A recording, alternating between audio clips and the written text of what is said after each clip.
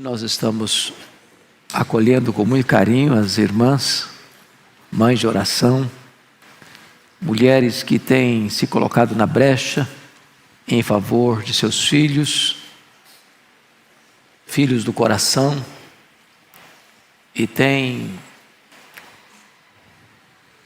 se prostrado diante de Deus para ver os seus filhos de pé na presença de Deus. Hoje eu não vou pregar um sermão como normalmente faço, uma mensagem expositiva, mas vou tratar de um tema que é a oração. E o texto que eu vou ler está em Tiago capítulo 5, verso 16, a parte B do versículo. E esse texto é uma referência à necessidade de orarmos uns pelos outros, e depois exemplificado pela vida de oração do profeta Elias. Mas o verso 16, a parte B, está escrito: muito pode, por sua eficácia, a súplica do justo. Vamos repetir isso? Muito pode, por sua eficácia, a súplica do justo. É um fato que Deus é soberano. É um fato que Deus faz todas as coisas conforme o conselho da sua vontade. É um fato que Deus está assentado no trono e tem as rédeas da história em suas mãos. É um fato que a vontade de Deus prevalece. Entretanto, Deus, na sua soberania, decidiu agir através da oração do seu povo. Há pessoas que dizem: não, oração não muda nada. Não é o que eu vejo na Bíblia. Deus muda circunstâncias através da oração. Deus transforma pessoas através da oração. Deus cura enfermos através da oração. Deus restaura filhos e filhas através da resposta à oração. Deus visita a sua igreja e fortalece a sua igreja em resposta à oração. Deus traz avivamento às nações em resposta à oração. Deus age por meio da oração. A oração não é para gente forte. A oração é para gente fraca. Nós não oramos porque somos fortes, nós oramos porque de fato temos consciência da nossa fraqueza. Mas a oração é a força mais extraordinária que age na terra, porque a oração une a fraqueza humana à onipotência divina. A oração conecta o altar da terra com o trono do céu.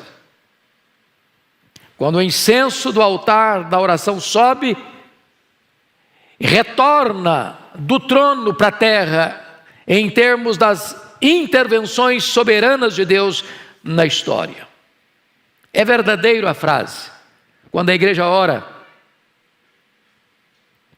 o céu se move, a terra treme, e coisas extraordinárias acontecem na história. Então eu lhe faço uma pergunta nesta noite: você de fato crê que Deus age por meio da oração? É preciso dizer, não é a oração que é poderosa. Poderoso é o Deus que responde à oração. Mas você crê nisso?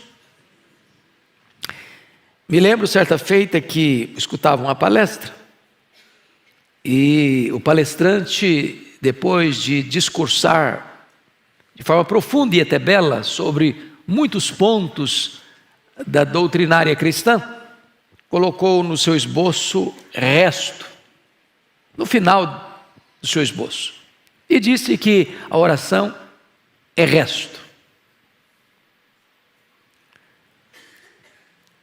Será que os patriarcas pensaram assim? Será que os profetas pensaram assim? Será que os apóstolos pensaram assim? Será que os pais da igreja pensaram assim? Será que os reformadores, os avivalistas, os missionários pensaram assim? E quando eu abro as Escrituras, eu vejo Abraão orando. E Deus livrando o seu sobrinho Ló da condenação de Sodoma e Gomorra em resposta à oração de Abraão. Quando eu abro a Bíblia, eu vejo Isaac orando e Deus curando a sua mulher Rebeca da esterilidade. Quando eu abro a Bíblia, eu vejo Jacó orando com lágrimas, pedindo misericórdia, e Deus mudando a história dele e salvando a vida dele aos 97 anos no Val de Jaboque.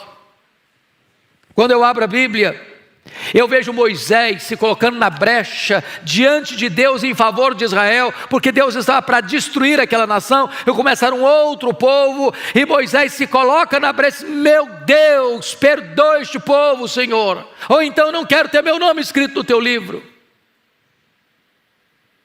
Eu vejo Samuel dizendo para a nação: longe de mim pecar contra o meu Deus, deixando de orar por vós.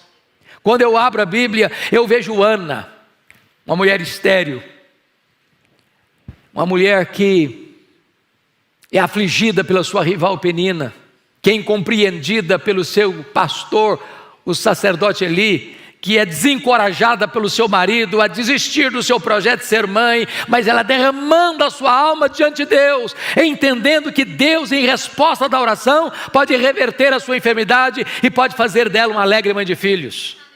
Quando eu abro a Bíblia, eu vejo, meus irmãos, o rei Ezequias em lágrimas, chorando diante de Deus, pedindo uma cura de uma doença incurável e pedindo a libertação de um exército poderoso que entrincheirava Jerusalém.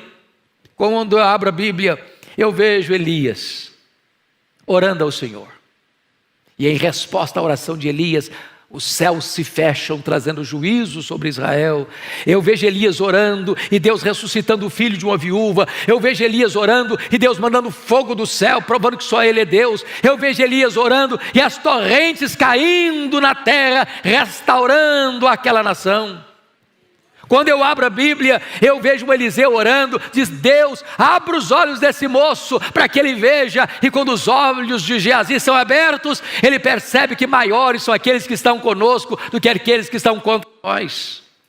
Quando eu olho a Bíblia, eu vejo Jesus orando ali no Jordão e o céu se abrindo. Eu vejo Jesus orando e jejuando no deserto e ele vencendo a Satanás. Eu vejo Jesus orando, chorando e sangrando no Getsêmani, entrando ali angustiado, mas saindo ali revestido de poder para enfrentar a cruz. Quando eu abro a Bíblia, eu vejo Jesus orando na cruz do Calvário, no final, no epílogo da sua vida terrena, Ele está orando. Quando eu olho a Bíblia, eu vejo Jesus assentado no trono como nosso grande sumo sacerdote, vivendo sempre para interceder por nós. Eu olho a Bíblia e eu vejo Paulo orando na prisão, orando dentro de um porão de um navio, orando numa praia, orando num templo, orando na praça, orando na masmorra, orando e orando. Quando eu olho a história da igreja, eu vejo os pais da igreja orando: Policarpo, Irineu, João Crisóstomo, Aurélio Agostinho. Quando eu abro o livro da história, eu vejo os nossos irmãos pré-reformadores orando: John Wycliffe, John Hus, Jerônimo Savonarola. Quando eu abro o livro da história, eu vejo os reformadores orando, eu vejo Lutero orando, eu vejo Calvino orando, eu vejo John Knox orando e clamando e chorando diante de Deus: dá-me a Escócia para Jesus, senão eu morro. Quando eu olho para a história, eu vejo, meus amados, os avivalistas orando. E o avivamento chega em 1739 na Inglaterra, e o avivamento chega em 1745 na Nova Inglaterra, em Massachusetts. Quando eu vejo os avivalistas orando, eu vejo o grande avivamento de 1857 nos Estados Unidos, eu vejo o grande avivamento de 1904 no país de Gales, eu vejo o grande avivamento de 1907 na Coreia do Sul, eu vejo o grande avivamento, meus amados irmãos, na missão Quatsabanta em 1966, quando a igreja ora, o Espírito Santo é derramado sobre o seu povo. Quando eu abro o livro da história, eu vejo os missionários orando: William Carey, Hudson Taylor, eu vejo David Brainerd, Eu vejo Carlos Studd, eu vejo John Hyde orando, e orando, e orando. Quando eu olho para a história, eu vejo que os crentes que impactaram o mundo foram homens e mulheres de oração. E eu gostaria que hoje você pudesse parar, pensar um pouco comigo. Por que nós precisamos de orar hoje? Porque este avivamento que nós tanto desejamos na nossa vida, dentro da nossa casa, atingindo os nossos filhos, reverberando para a igreja, impactando a sociedade, transformando a tessitura da nação, vem em resposta da oração. Não foi assim no Pentecostes?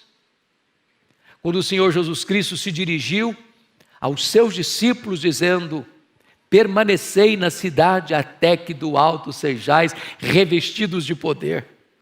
E eles entenderam que esse permanecer não era um permanecer calados ou acomodados ou omissos ou acovardados, porque diz a Escritura lá em Atos 1,14 que todos retornaram para o cenáculo e todos perseveraram unânimes em oração e fizeram isso durante 10 dias ininterruptamente, quando de repente, num domingo, às 9 horas da manhã, os céus se fenderam, o Espírito Santo foi derramado, um vento impetuoso entrou naquela casa, línguas como de fogo pousando uma sobre cada um deles, e todos ficaram cheios do Espírito Santo e passaram a falar em outras línguas as grandezas de Deus.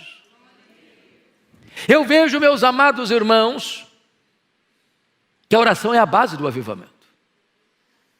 Está escrito lá em 2 Crônicas 7,14: se o meu povo, que se chama pelo meu nome, se humilhar e orar e me buscar e se converter dos seus maus caminhos, então eu ouvirei dos céus, perdoarei os seus pecados e sararei a sua terra. Eu encontro na Escritura lá em Isaías 44,3 que Deus vai derramar água sobre o sedento e derramar torrentes sobre a terra seca. Deus quer um povo que tenha sede dele, que tenha fome dele, que o anseie mais do que as riquezas deste mundo. E então, quando a terra estiver seca e quando o povo estiver sedento, Deus manda água sobre o sedento, Deus manda torrentes sobre a terra seca. Eu fico olhando a história, e vocês muito conhecem a história de Charles Haddon Spurgeon, o príncipe dos pregadores do século XIX, um homem que enfrenta o liberalismo teológico que estava devastando a igreja, que permaneceu firme, fiel, pregando o evangelho com grande graça e poder na cidade de Londres, recebendo milhares e milhares de pessoas todos os domingos para ouvir o evangelho. E alguém um dia perguntou ao Spurgeon qual o segredo do crescimento desta igreja e do impacto que esta igreja tem em Londres, na Inglaterra e no mundo. E ele respondeu: é que esta igreja tem uma usina de poder. E perguntaram: o que significa isso, uma usina de poder? Ele respondeu: esta igreja tem uma reunião de oração toda segunda-feira, onde centenas, onde milhares de pessoas vêm para buscar a face de Deus. E tem mais, debaixo do púlpito, onde estava o púlpito, havia uma sala, e ali tinham os irmãos que enquanto ele pregava, os irmãos oravam, e quando ele sentia que precisava mais de poder, ele batia o pé no assoalho, e isso soava lá embaixo, e eles fortaleciam ainda mais o clamor aos céus, e desta maneira ele entendia que não há poder na palavra, a não ser que haja um povo comprometido com oração, porque não há púlpito com poder, com bancos vazios de oração. Amados irmãos, eu olho para a história e vejo o que aconteceu nos Estados Unidos em 1857. Acho que vocês bem sabem da história do colapso financeiro que atingiu a América no ano de 1850.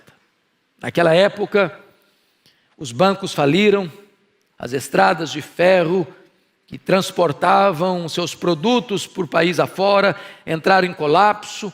O desemprego era galopante, a economia estava em frangalhos, e então é nessa situação de grande crise financeira e econômica que um missionário urbano, Jeremias Lampier, no dia 1º de julho de 1857, assume o posto de um missionário urbano. E então ele escreve um folheto, e ele distribui esse folheto em Nova York. E ele chama homens de negócio, porque ele era um homem de negócio, para vir orar com ele num hotel em Nova York. Na primeira semana vieram 6 pessoas. Na segunda semana, tinha 40 pessoas. Em 6 meses, tinham 10 mil homens orando em Nova York por um grande avivamento espiritual. Em 2 anos, mais de 2 milhões de pessoas convertidas. Fruto desse avivamento, um jovem de 26 anos, que estudou no seminário de Princeton, ouvindo Charles Hodge pregar um sermão de missiologia, ele me diz: meu Deus, eu quero ir para o Brasil. Alguém disse: você é louco, aquele país é um país muito pobre, aquele país tem doenças endêmicas, você é filho caçula, a sua mãe já está idosa, você tem igrejas grandes aqui na América que podem receber você. E ele diz: o lugar mais seguro para um homem estar é no centro da vontade de Deus. E como fruto desse avivamento, ele vem ao Brasil e chega aqui no dia 12 de agosto de 1859 para plantar a Igreja Presbiteriana do Brasil, fruto daquele poderoso avivamento espiritual. Amados, o texto é claro: muito pode, por sua eficácia, a súplica do justo. E eu queria aqui trazer apenas 5 aplicações do que significa isso. Primeiro, Deus liberta filhos cativos por meio da oração. Nós estamos aqui porque mães têm se levantado para colocar diante de Deus os seus filhos. E quantos filhos foram alcançados pela graça? Porque mães estiveram na brecha, sem duvidar, com perseverança, como aquela mãe cananeia, cuja filha estava endemoniada. Aquela moça não tinha condições de ir a Jesus, nem de fazer qualquer pedido a Jesus.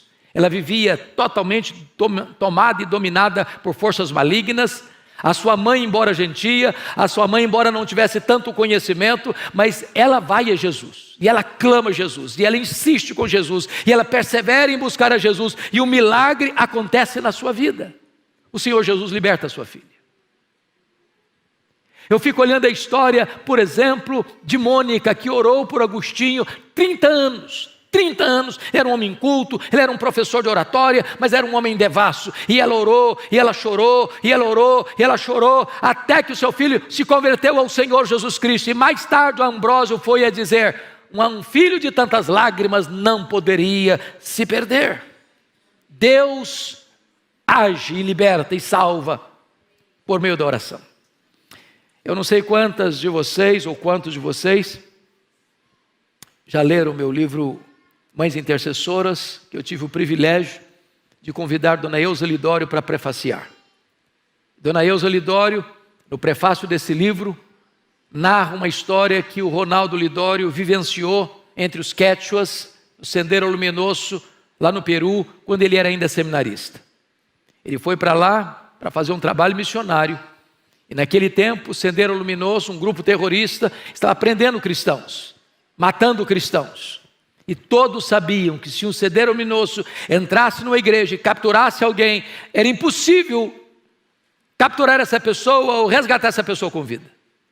E o Ronaldo estava pregando, quando entra o Sendero Luminoso, e apanha ele e ao companheiro dele. Colocaram um capuz, jogaram dentro de um carro e saíram às pressas para ser levado para o pelotão do fuzilamento, para o paredão do fuzilamento. E o Ronaldo relata o fato de que houve muita angústia no coração dele.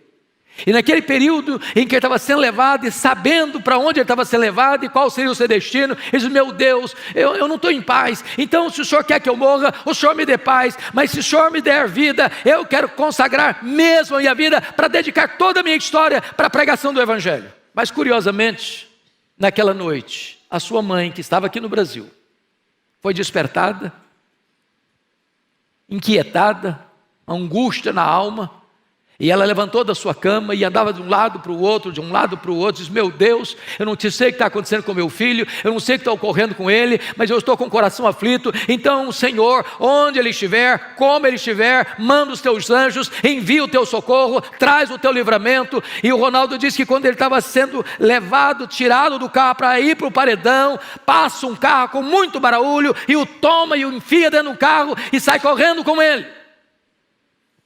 E ele foi liberto de uma maneira extraordinária, porque naquela noite Deus levantou uma mãe aflita, mas intercessora, para colocar-se na brecha em favor do seu filho. Deus responde oração. E levanta filhos, e restaura filhos, e salva filhos, em resposta à oração de sua mãe. Mas, amados, notem vocês que Deus reverte situações humanamente impossíveis em resposta de oração. Quantas pessoas que já escutei isso, na oração não muda nada. A oração só muda você, mas nada vai mudar em Deus. Irmãos amados, o Senhor diz, a Bíblia ensina assim: pedi, dar-se-vos-á, buscai e achareis, batei e abrir-se-vos-á, porque todo o que pede, recebe, todo o que busca, encontra, todo o que bate, abrir-se-lhe-á. Nada tendes, diz a Escritura, porque nada pedis. Então, quando você pede, você recebe. Pense comigo na história do rei Ezequias. O próprio Deus tinha mandado o profeta Isaías na casa dele para dar uma ordem, um veredito, um ultimato: põe em ordem a tua casa porque morrerás. E Ezequias ora e chora, e Deus muda o quadro, Deus muda o diagnóstico, Deus muda a sentença, Deus muda o ultimato, e manda de volta o profeta lá dizendo: olha, eu ouvi a tua oração, eu ouvi as tuas lágrimas, e eu te curarei, e eu libertarei Jerusalém do poder da Síria. Olha a história comigo de Pedro, lá em Atos 12, ele está preso, guardado numa prisão de segurança máxima, com 3 escoltas de 4 soldados cada uma. A morte dele já estava lavrada, a sentença dele já estava definida, ele morreria depois da festa, mas em resposta à oração da igreja que se colocou na brecha em favor dele, Deus mandou um anjo e tirou da prisão máxima e libertou Pedro, e aquele que haveria de matá-lo é quem morre. Deus reverte a situação em resposta à oração. Olha comigo a história de Paulo e Silas. Eles estão presos num tronco, no cárcere interior, com os pés amarrados com ferros, com as costas ensanguentadas, numa situação dramática. Mas diz a Escritura que por volta da meia-noite eles cantam e eles oram, e Deus manda um terremoto, e a única coisa que me impressiona é que esse terremoto só quebra as algemas e só abre as portas, mas não traz nenhuma consequência, nenhum desastre, nem nada cai na cabeça deles, nenhuma pessoa soterrada, e apenas os grilhões são partidos.